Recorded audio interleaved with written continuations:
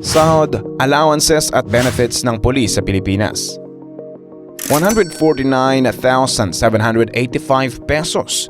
Ganito kalaki ang pwedeng sahurin ng isang pulis sa Pilipinas na may ranggong Police General.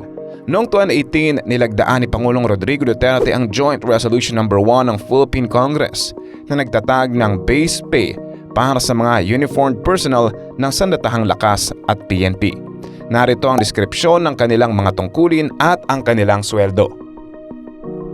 Number 1, patrolman o patrolwoman, may sahod na 29,668.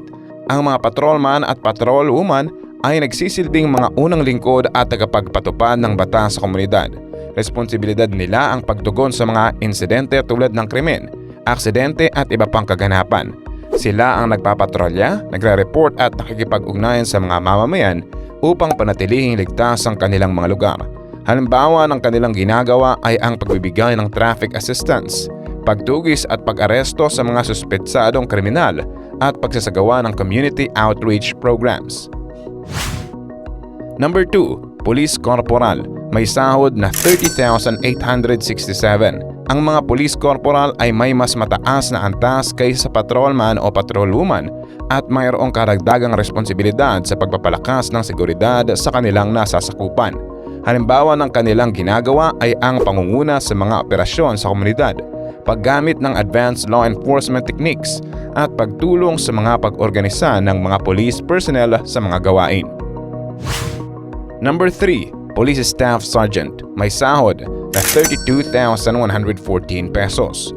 Ang mga Police Staff Sergeant ay nangunguna sa mga sangay o bahagi ng PNP at gumagabay sa mga mas mababang ranggo sa pagtupad ng kanilang mga tungkulin.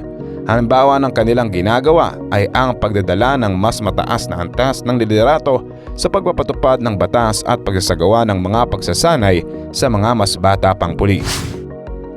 Number 4, Police Master Sergeant, may sahod na 33,411. Ang mga Police Master Sergeant ay responsableng tagapamuno ng mga grupo ng mga pulis na may iba't ibang mga tungkulin.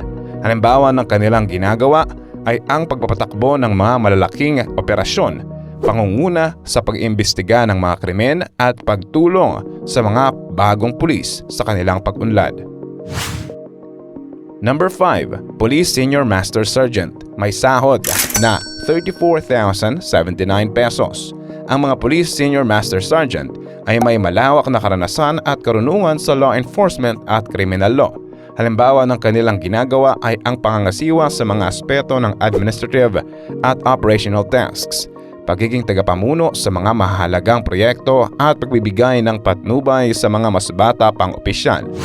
Number 6, Police Chief Master Sergeant, may sahod na 34,761. Ang mga Police Chief Master Sergeant ay mga veteranong pulis na may malalim na kaalaman sa mga komplikadong issue ng law enforcement. Halimbawa ng kanilang ginagawa ay ang pagiging tagapangasiwa ng malalaking unit ng mga pulis, pagsasagawa ng intelligence operations at pagtulong sa pagpaplano at pagpapatupad ng mga security measures. Number 7, Police Executive Master Sergeant, may sahod na 38,366 pesos. Ang mga Police Executive Master Sergeant ay may mataas na ranggo sa organisasyon at karaniwang nasa administratibong posisyon. Halimbawa ng kanilang ginagawa ay ang pagdadala ng liderato sa mga mas mataas na opisyal, pag-oorganisa ng mga strategic initiatives at pagiging tagapayo sa mga importanteng desisyon.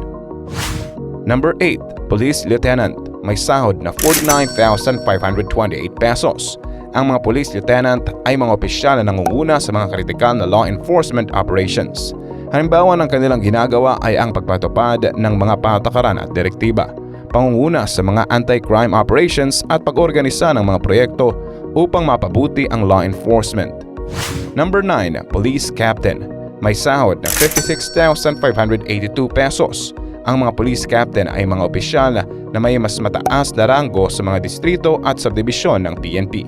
Halimbawa ng kanilang ginagawa ay ang pangasiwa sa mga subordinate officials, pagpaplano at pagpapatupad ng mga crime prevention programs at pagtulong sa paglutas ng mga kaso.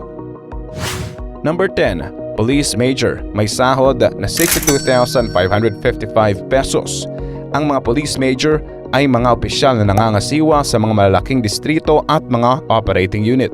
Halimbawa ng kanilang ginagawa ay ang pangasiwa sa mga operations at mga tactical units, pagbibigay ng mga direktiba sa mga mas mababang rango at paglalatag ng mga plano para sa pagpapalakas ng seguridad.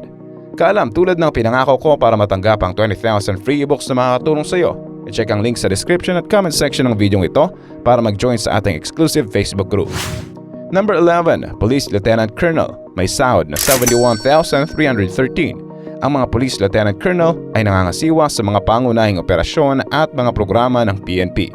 Halimbawa ng kanilang ginagawa ay ang pangasiwa sa mga critical na crime prevention efforts, pagtulong sa paglutas ng mga organizational challenges, at pagtulong sa pagpaplano ng malalaking security operations. Number 12, Police Colonel, 80,583 pesos.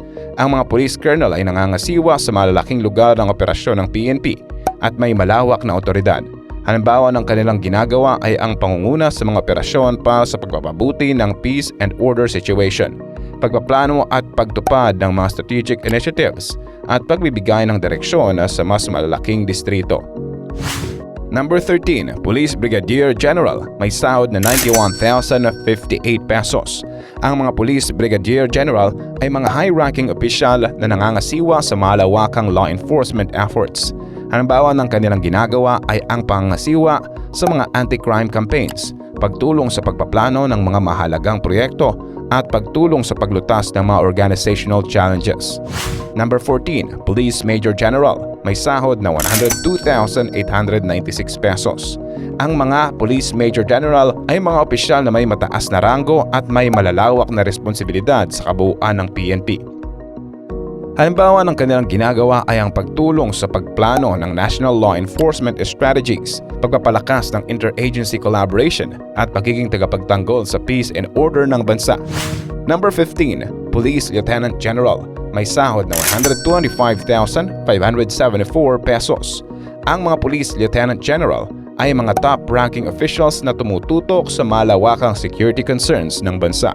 Halimbawa ng kanilang ginagawa ay ang pagpaplano at pagpapatupad ng mga pangunahing seguridad na programa, pagbibigay ng guidance sa mga mas mababang rango at pangangasiwa sa pagpapalakas ng PNP bilang isang institusyon. Number 16, Police General, may sahod na tumataginting ng 149,785 pesos. Ang mga Police General ay mga pinakamataas na ranggong opisyal sa PNP at pinuno ng buong organisasyon.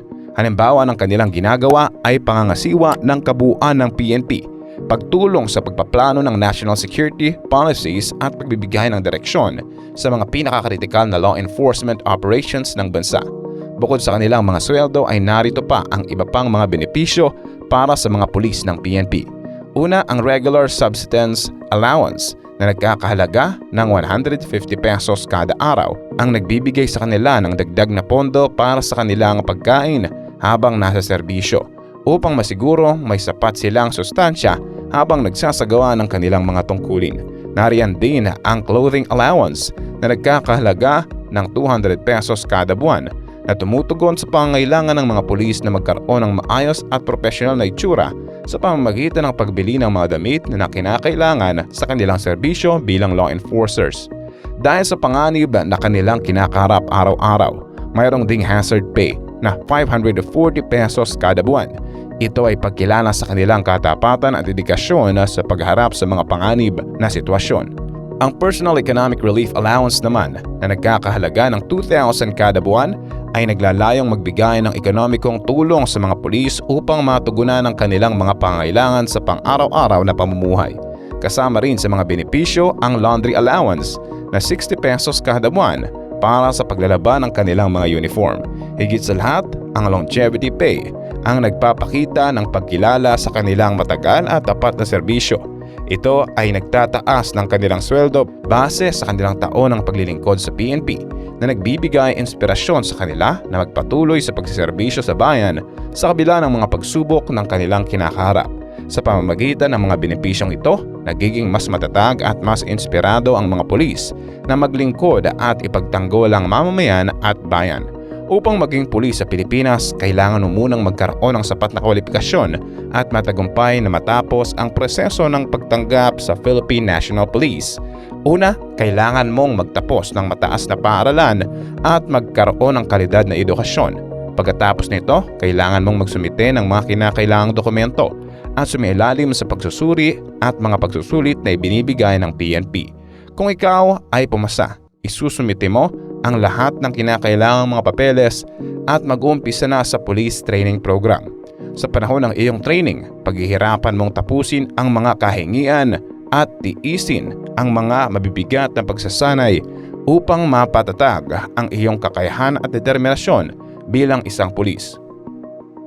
Matapos magtagumpay na makapasa sa iyong training, makakamit mo ang iyong layunin na maging isang alagad ng batas at maglingkod sa ating bansa bilang isang pulis.